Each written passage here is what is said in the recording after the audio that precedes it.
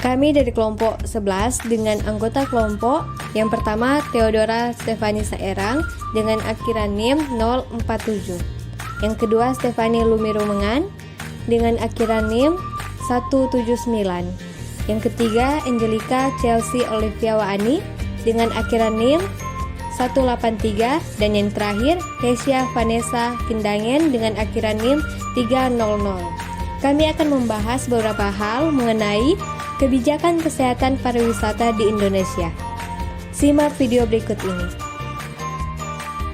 Undang-Undang Nomor 10 Tahun 2009 tentang Kepariwisataan memberikan landasan hukum terhadap hak kebebasan melakukan perjalanan dan penggunaan waktu luang dalam bentuk berwisata yang merupakan salah satu hak asasi manusia. Selain itu, kepariwisataan merupakan bagian integral dari pembangunan nasional yang dilakukan secara sistematis, terencana, terpadu, berkelanjutan, dan bertanggung jawab dengan tetap memberikan perlindungan terhadap nilai-nilai agama, budaya yang hidup dalam masyarakat, kelestarian dan mutu lingkungan hidup, serta kepentingan nasional. Oleh karena itu, kepariwisataan diperlukan untuk mendorong pemerataan kesempatan berusaha dan memperoleh manfaat serta mampu menghadapi tantangan perubahan kehidupan lokal, nasional, dan global. Undang-Undang Nomor 10 Tahun 2009 tentang Kepariwisataan menjelaskan peran pemerintah daerah dalam meningkatkan potensi pariwisata, khususnya dengan memfasilitasi, mendorong investasi, pengembangan pariwisata, pengelolaan pariwisata, dan pengalokasian anggaran untuk meningkatkan potensi pariwisata. Adanya Undang-Undang Nomor 10 Tahun 2009 tentang pariwisata menunjukkan bahwa peran pemerintah daerah dalam mengolah peningkatan potensi pariwisata sangatlah penting. Undang-Undang Republik Indonesia Nomor 36 Tahun 2009 tentang Kesehatan.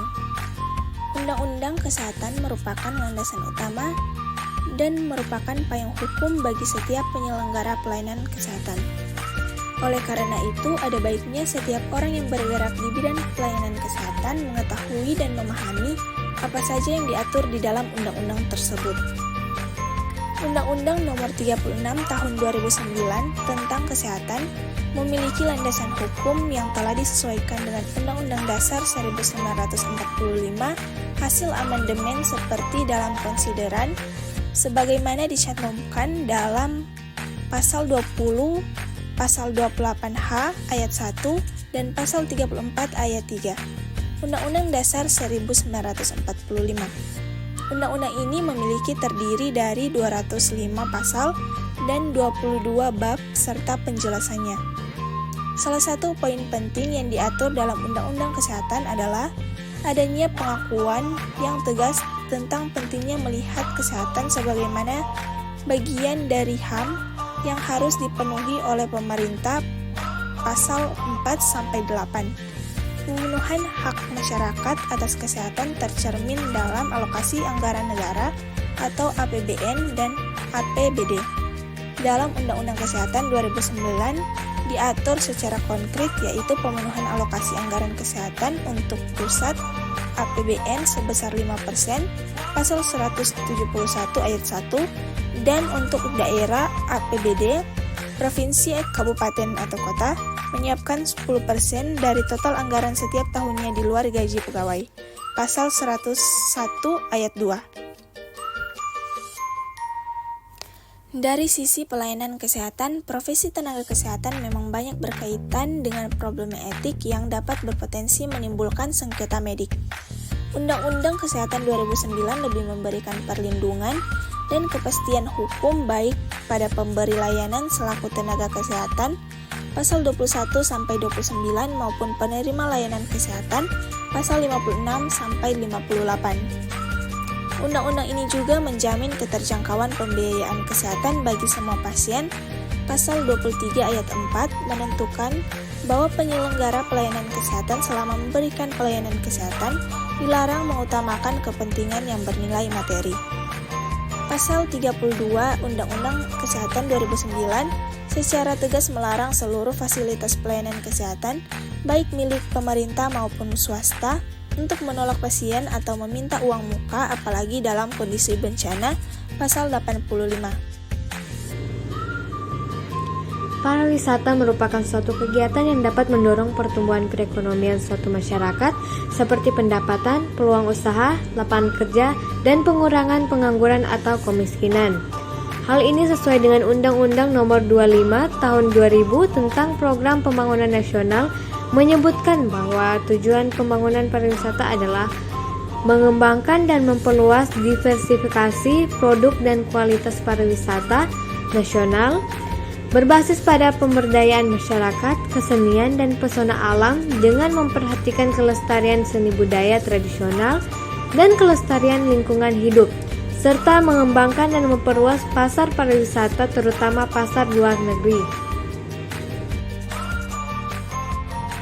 Berbagai data epidemiologi terkait perjalanan internasional menunjukkan bahwa pesatnya perkembangan industri pariwisata dan tren linear peningkatan jumlah kunjungan wisatawan sebelum pandemi diikuti juga oleh peningkatan kejadian penyakit atau permasalahan kesehatan pada wisatawan, terutama penyakit infeksi tropis, penyakit-penyakit yang ada karena faktor geografis, dan lingkungan di daerah tropis. Fokus awal dunia kedokteran dan kesehatan terkait hal ini memunculkan subdisiplin baru di dunia kedokteran, yaitu kedokteran wisata atau travel medicine. Pada tahap ini, ruang lingkup utama adalah pada bagian diagnosis tepat penyakit terkait wisata serta penanganannya saat aktivitas wisata berlangsung di destinasi.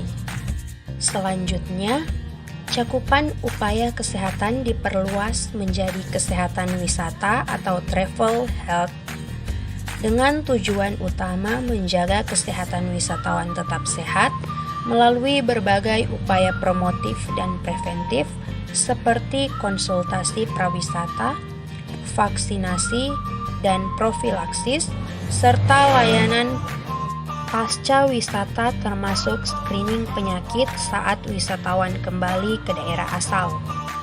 Kajian yang lebih luas melihat dampak industri pariwisata yang semakin pesat di berbagai wilayah terhadap kesehatan masyarakat destinasi, terutama untuk mencegah berbagai dampak buruk yang mungkin timbul mulai dari penyebaran penyakit infeksi, terutama penyakit baru dan penyakit yang muncul kembali atau emerging dan re-emerging dari wisatawan atau pelaku perjalanan ke masyarakat lokal serta dampaknya terhadap kesehatan lingkungan, kesehatan pekerja di industri pariwisata, dan dampak lebih luas seperti kualitas hidup serta dampak sosial ekonomi yang ditimbulkan.